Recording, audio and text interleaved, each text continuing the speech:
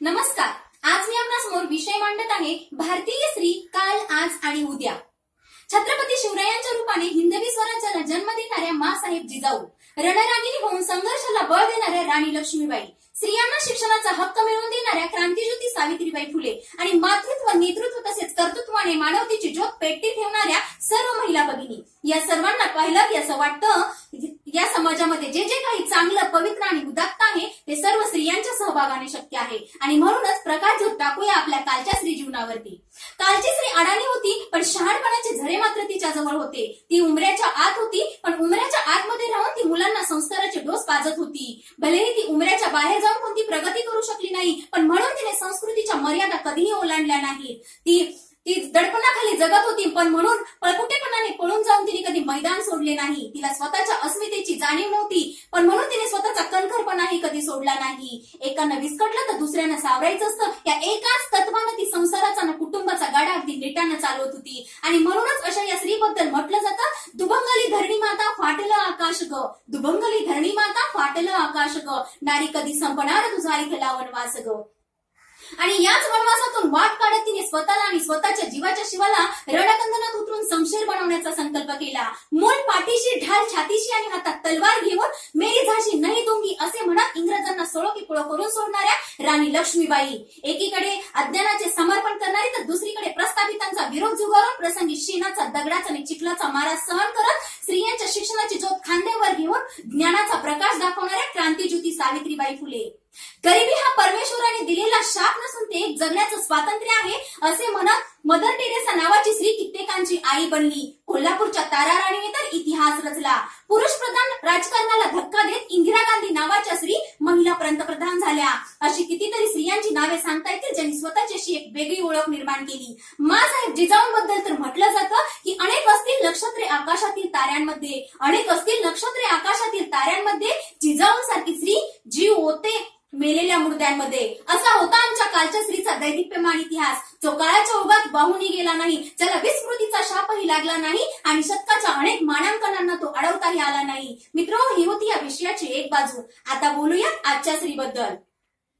आज घराघरामध्ये स्त्री शिकली, शहाणी झाली. यशाची आणि विकासाची अनेक शिखरे तिने पादाक्रांत केली, पण आजही स्त्रियांच्या सुरक्षेचा प्रश्न जसाच्या तसा आहे. कारण काल अमृता गेली, प्रियंका गेली, श्रद्धाला तर हाल हाल करून मारलं, उद्या आणखी कोणीतरी मरेल. आणि ही आहे आजच्या स्त्री जीवनाची खरी वास्तविकता.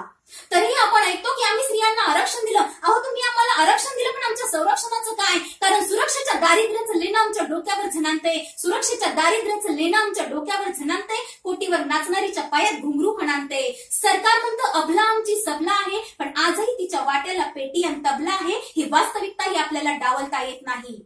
मित्र, ही जरी एक बाजू असली तरी दुसरी बाजू मात्र खूप चांगली आहे. कारण जीवन ही एक रंगभूमी आहे आणि जीवनाच्या या रंगभूमीवर प्रत्येकाला वेगवेगळ्या भूमिका या पार पाडाव्याच लागतात. आणि जीवनाच्या रंगभूमीवर प्रत्येक भूमिका लीलया पार पाडणारं बहुरंगी व्यक्तिमत्व म्हणजे आजची स्त्री होय. कारण आजची स्त्री ही कोणाची तरी आई, बहीण, मामी, आत्या या सर्व रूपांमध्ये तुम्हा मला पाहायला मिळते.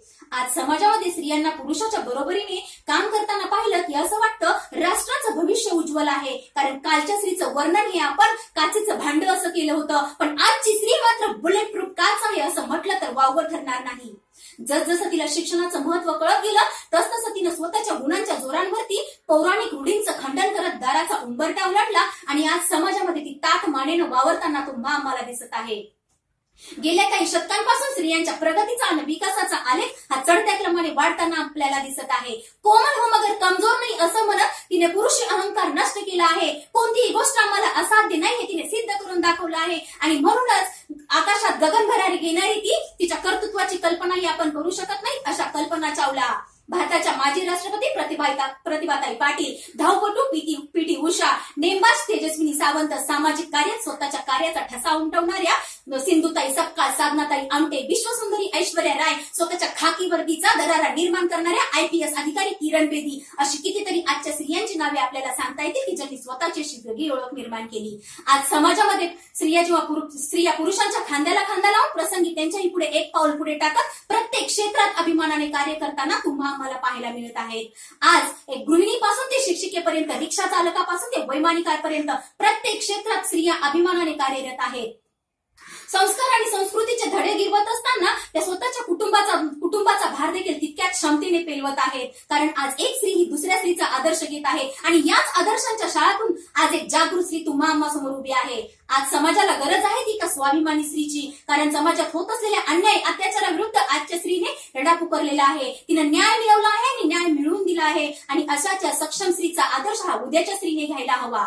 उद्याच्या स्त्रीने या आजच्या मजबूत स्त्रीचा आदर्श घेऊन समाजामध्ये होत असलेला अज्ञान, अंधकार आणि अंधश्रद्धा यांना काढून टाकलं पाहिजे. भ्रष्टाचाराची कीड तिने मुळासकट उपटून काढली पाहिजे. उद्याची स्त्री इतकी सक्षम असायला हवी की तिनं स्वतःबरोबर इतरांचंही संरक्षण केलं पाहिजे. उद्याची स्त्री ही निसर्गाला सृजनशील बनवणारी, या जगाला क्षमा आणि शांतीचा मूलमंत्र देणारी, भविष्याला आपल्या ओटीत फुलवणारी तर गतकाळाला आपल्या पदरात झुलवणारी अशी असायला हवी. विश्वातील सप्तरसांचा, सप्तगुणांचा दया, क्षमा, शांती, प्रेम, पावित्र्य आणि मांगल्य यांचा संगम उद्याच्या स्त्रीमध्ये असायला हवा आणि याच गुणांच्या जोरावरती तिने आकाशालाही गवसणी घालावी एवढीच अपेक्षा उद्याच्या स्त्री करून व्यक्त करते. आणि शेवटी जाता जाता म्हणते, उठणारी उठ वेध घे तू भविष्याचा, उठणारी उठ वेध घे तू भविष्याचा, जपणारी जप ठेवा तुझ्या स्वाभिमानाचा. कुणी म्हणेल पुण्यवान, कुणी म्हणेल पापी, कुणी म्हणेल पुण्यवान, कुणी म्हणेल पापी, तरीही तू जपते आहे सुस्वर होऊनी. अशीच जगणारी तू भविष्याचा बाणा होऊन, अशीच जगणारी तू भविष्याचा बाणा होऊन, उद्याच्या उज्ज्वल भारताचा ताठ साकणा होऊन, उद्याच्या उज्ज्वल भारताचा ताठ साकणा होऊन. धन्यवाद.